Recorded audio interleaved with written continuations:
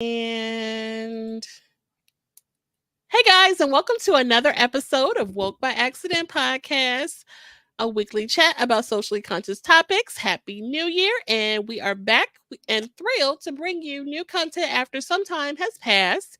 We are excited to celebrate and acknowledge Black History Month by introducing a Black History Challenge with one of our most cultured and experienced podcast brothers, Sambaza, host and creator of the Sambaza Podcast, who proudly hails from the Republic of Kenya in East Africa. He is a two-time nominee for Best African Diasporan Podcast by the APVA for 2020 and 2022. And he has also been a presenter at the renowned Afros and Audio Podcast Festival discussing Pan Africanism. So, welcome, Sambaza. Thank you, Jen. That was a nice intro. I really appreciate that. Uh, yeah, Yes. and happy Black History Month to everybody out there. And Yes. one thing I want to say is this challenge is a challenge for me to learn about Black history. I know I've talked about it, or I'm from Kenya, and then I also want to learn about Black history. So I guess what I'm intending to get out of this slight small challenge, I wish we did our challenges like we used to do the 30 days, Yeah. um is to understand a little bit more about the subjects that we're going to be talking about, and at the end of it all, at least get a better understanding of what Black History Month is, because I'm originally from Kenya, as you have said, and yeah, I'm still learning, even though I've lived here for quite some time, over 20 years. 20 So years. Okay. yeah, so it's a good learning experience for me this time. I So love that. And thank you for agreeing to participate with us. That's exciting. And we definitely will dig into the Kenya of it all, but not on the first one. So you guys stay tuned for additional episodes in our challenge that me and Sambaza are doing. We just kind of just, were brainstorming and decided to just do this and celebrate Black history. So, with this mini challenge, like he said, we will bring you unique Black history facts to share in the following categories: arts and entertainment, sports, trailblazers, hidden figures, hometown heroes. We may even change it up. yeah, So, please check us out for this challenge. okay. Any other thoughts before you get started? No, no, no, no. I'm stoked to be here, and I really Okay. appreciate everything that we've done so far as part of the C4 Collective. That's where we come from, the C4 Collective. Yes, definitely. And so Sambaza has selected a category for today, Trailblazers. And so these are about African Americans who are influential Black figures who have left an incredible mark on history. And so he will share his fact and then I will share mine. Okay, my screen just went dead. This nice, lovely screen. um, in the meantime, maybe you might want to put it up there, and then okay, I got it Uh, up here. Who we got today? We got the Black inventor Garrett Morgan, and according to what they're, oh yeah, that's the same picture. He's the guy who invented the mask, the gas mask, and also he improved the traffic lights. Now, why are we calling him a trailblazer? Well, first of all, he did understand the complexity of natural gas and how it affected the people who were in a state of the nitrogen oxide, how it affected the people. And what he did was he studied it and mimicked it. And the first original invention he actually made looked like a elephant trunk that he had to make. The challenges that he had was the fact that he had to use actually a white person to portray what he had done, to bring them into a tent and then sell the product. So he made the white guy get into a tent which had full of smoke and had him sit there for a while and then come out. That's the story and what I read. And once he did that, that kind of put him on the limelight, because at that time there was all the segregation, and still he had issues with how he could market his product, being the fact that he was black or African American. So Hmm. that was one of the things that he endured. And there's a story here that says just before midnight at a close hot summer day, I'm reading verbatim, in 1916, a natural gas pocket exploded. And it is at this time that he actually got to use the mask and save people. Mm. Um, but as it is, he didn't get any acknowledgement about it. What they did was they acknowledged the other people who saved, the police officers who saved the persons out there, but did not acknowledge him. But still, he tried, and he went on to, selling the gas masks to the people, and it later on Mhm. became something that we're used to using right now. And this was, like I said, it was helping people to avoid carbon monoxide poisoning, especially in smoky areas. Um, so, like I said, it had never been done before, and this is the part where you call him a trailblazer, because that was something that's never been thought of, but he came and Mhm. thought about it, and made it to fruition. Right. um Another thing he did was the traffic lights. Actually, the traffic lights before were only red and green, so you had to go do the red and green. People say he actually, did he invent them? No, he actually added the yellow part, so he Okay. improved on it, because apparently he witnessed an accident between a horse carriage and a car. And out of that, he realized, okay, if we can put in the orange part where it says you wait, before you get to the red, it gives you some Mhm. time to kind of wait before you go through the traffic lights. And that, in my short form, is how I would call him a trailblazer, or my trailblazer. Definitely. Awesome. Great pick. And that also could be inventor, hidden figure. Like you said, he didn't get credit, so many oh my God, we've so many contributions, you know.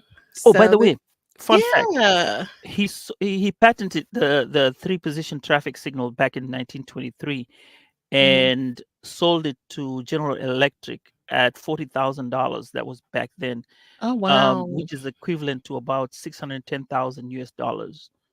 And that's how he, 40,000. right. So he got about 610,000 um, dollars, if it was today's money at this time. And he Mhm. purchased 250 acres somewhere in Ohio, and made an African American country club with a party room and a dance hall. I guess is Huh. a good end to it. And what year was that he sold This is it? 1923. So you're looking at Okay. 1923 and moving. Yeah. Yeah. So Wow, okay. That was great, excellent. And we challenge you guys to look up more on Garrett Morgan. There is so much more to know. So yeah, that was a great pick. And let me show a visual for the ones who are with us watching. And a reminder to subscribe and like and share. Let's see. We appreciate those likes and shares for sure. So, okay, you have to stop that one to start the new one. There we go. All right, so let me. what you got? Is that going to be a drum roll, like a drum roll? It should have been, right? I gotta get. Yeah. Look, I gotta Drum learn roll. how to do this podcaster There we thing. go. There we go. What you got? Okay, so Uh-huh. Trailblazers, right? Right. Okay, so one of our good podcaster friends brought up this story about these women, and it came up again, and I hear that Tyler Perry is making a movie about it. And so just after reading some more information, I said this is definitely a trailblazer. So let me share. Okay, so this is about they're known as the 6888. This is the 6,888th Central Postal Directory Battalion. It's the only all Black Women's Army Corps um, unit to be deployed overseas during World War II. And this unit was, as I mentioned, predominantly African American. Their mission was to clear the backlog of mail for the American service members. And they were active from 1945 to 1946, and they were stationed in Birmingham, England, and also in France. And so, let's see here. When I find the information about how much mail it was that they had to go through, because it was a considerable amount. So, okay, here it is. So there was a 3-year backlog of undelivered mail, and delivered to the mail to the American soldiers far from home. And so this was their job to take care of, sorting this mail out. And let's see, it was 855 women. They had a motto, which was no male, morale. No male, low morale. And so, and I guess if you think about that, if people don't get their mail, they experience low morale, being, military and soldiers. So it was really important so that people could, get those messages from back home and hear from their loved ones and things like that. So this information states that they delivered and processed 17 million pieces of mail. And so that is quite considerable. The way that they perfected their process to get the mail processed was quite considerable. And so I'm sure that'll be reflected in the film. But Tyler Perry is making a Netflix movie about this women's corp in the during World War II, which should be very interesting. Another fact that I thought was interesting that I found out about this is that Dr. Mary McLeod Bethune, who was an advisor to the president at the time, Franklin Roosevelt, had discussed with the First Lady Eleanor Roosevelt trying to find a meaningful role for Black women during the war.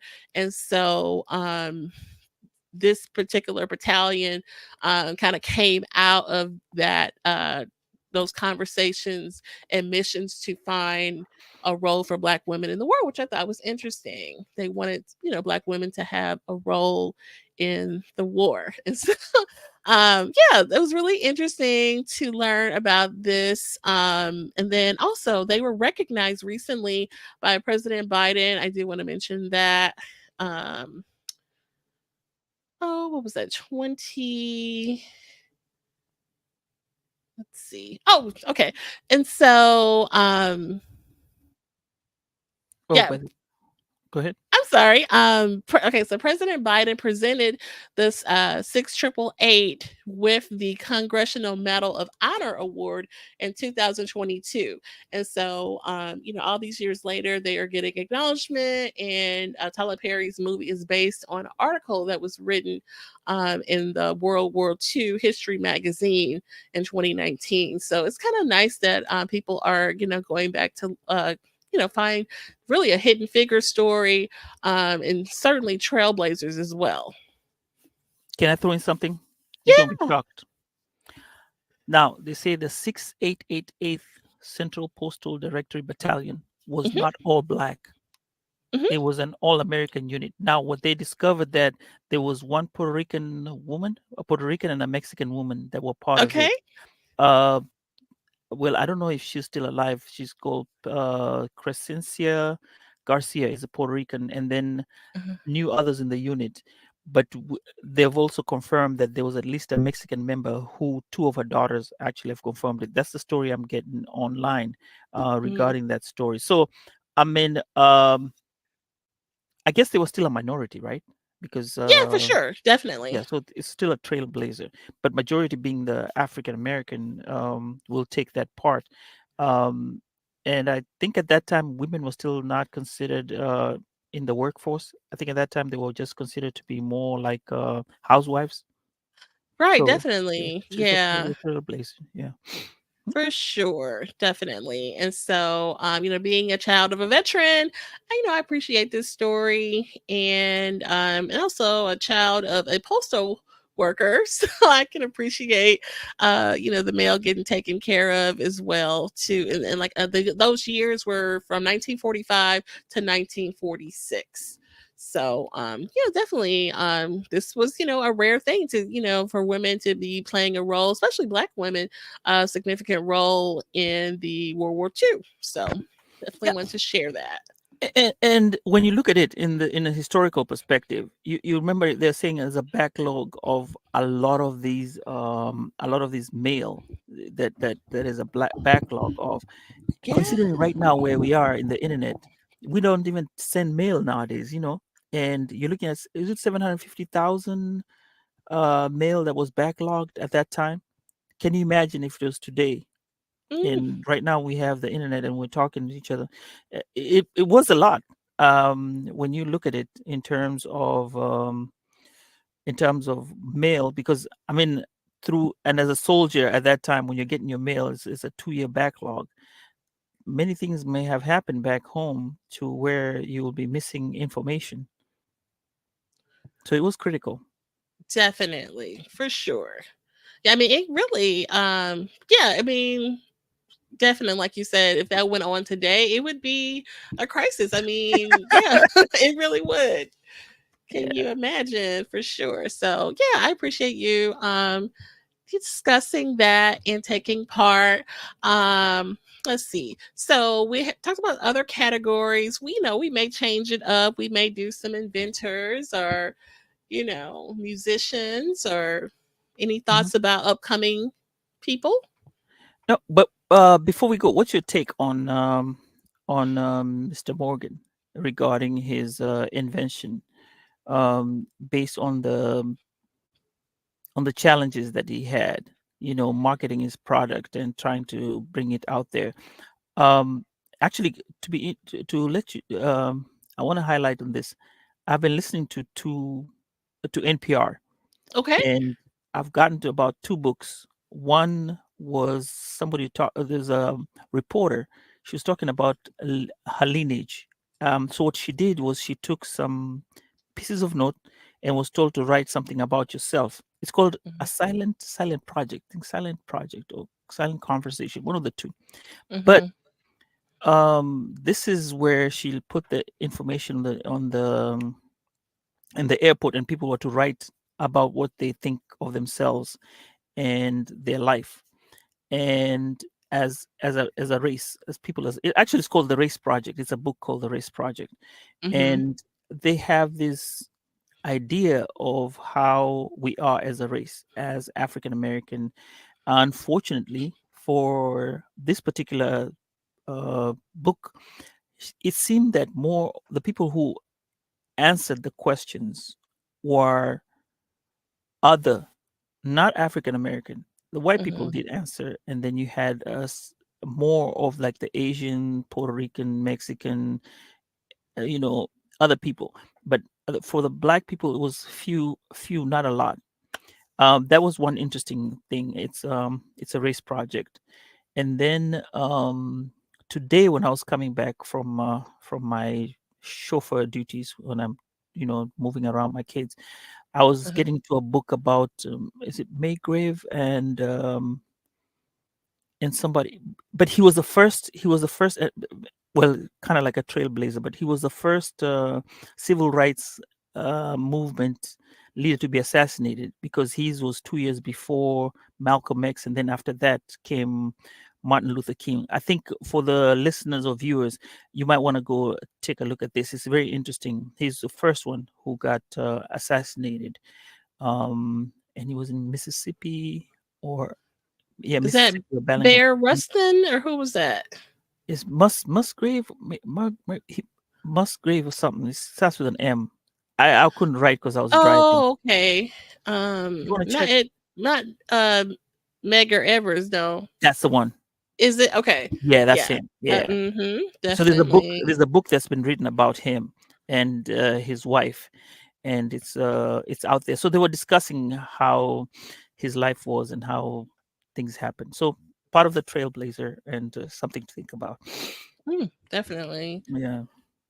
Yeah, that's definitely a good civil rights figure to look up, Medgar Evers. Yeah, he was assassinated in the driveway of his home in Jackson, Yeah. Mississippi. It was pretty, brutal how they treated him. Yeah. But Yeah. his activism and contributions to the movement, are definitely just as important as Martin Luther King and Malcolm X and things like that. Right. So that's just part of what it comes about. I gotta ask you a question. Now I'm Hmm. African, right? And you're African American. What does Black History, not the whole time, when it comes to Black History Month, what does that inspire you? How does that inspire you? Definitely. I mean, I personally believe that Black History should be 365 and not just in February. But February, because it is a national, a month it is acknowledged in the month of February. I feel like Mhm. it is a special time to dig deep into that Black history that we don't know and hear so much about, those hidden figures, that don't always get movies made about them and things like that. I know I'm a Girl Scout leader in my spare time with my sister, and we had like a Black history project with our Girl Scouts, so we took that time to make sure that we shared some Black history with them, and kind of quiz them on what do you know about this person, and to share that knowledge. Of course, you learn it in school for a little small portion of the day, but I feel like it's and then there's so many different ways that you can recognize it, right? So, digging into those hidden figures, supporting a Black owned business, it's another way that you can celebrate and acknowledge. And I know a lot of people get together with their friends and family and do that too. So, Oh, like get to do a party and no, hang out and supporting stuff a like Black business. Maybe they'll that. try a new Black restaurant or something Hmm. like that. Oh, okay.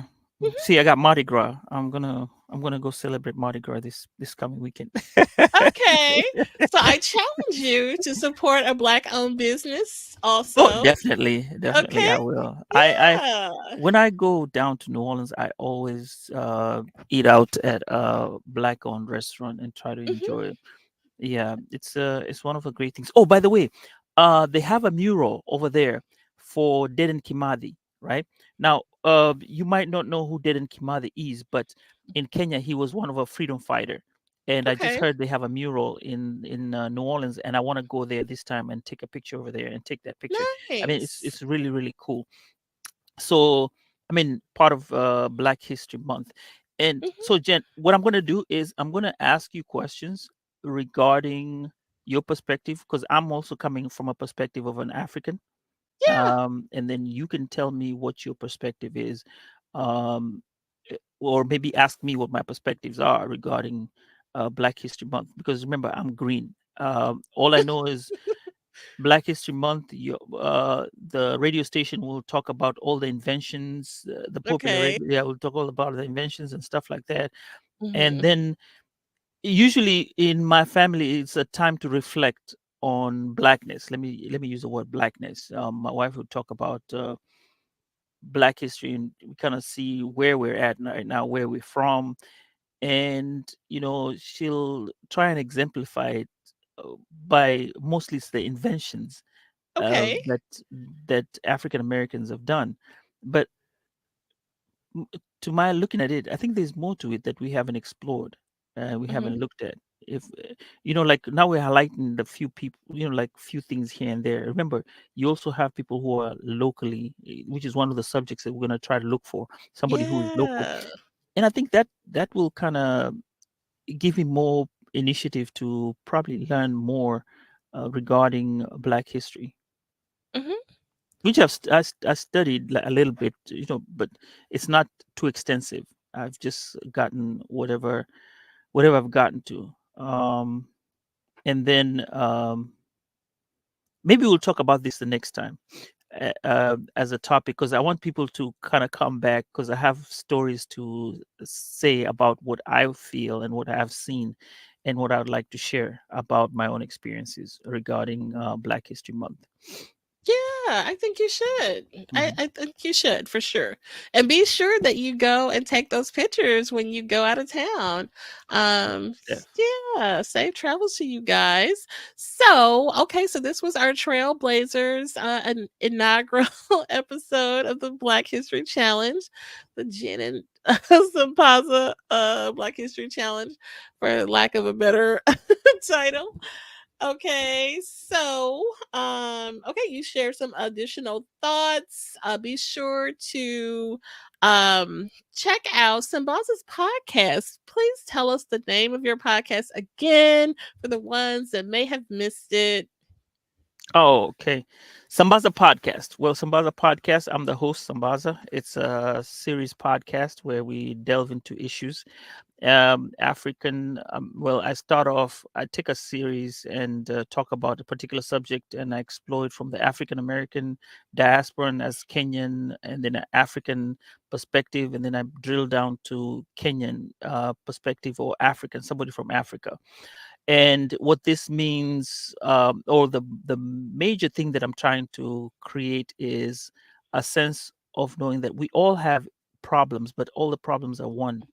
Yeah. Mhm. So take any subject, we all experience things the same way. It doesn't matter. Like if it's a child born in the US and the child born in Kenya, they may grow in a different manner, but the way we take care of them as parents is still going to be the same way. So that's how Sambaza Podcast in a nutshell is.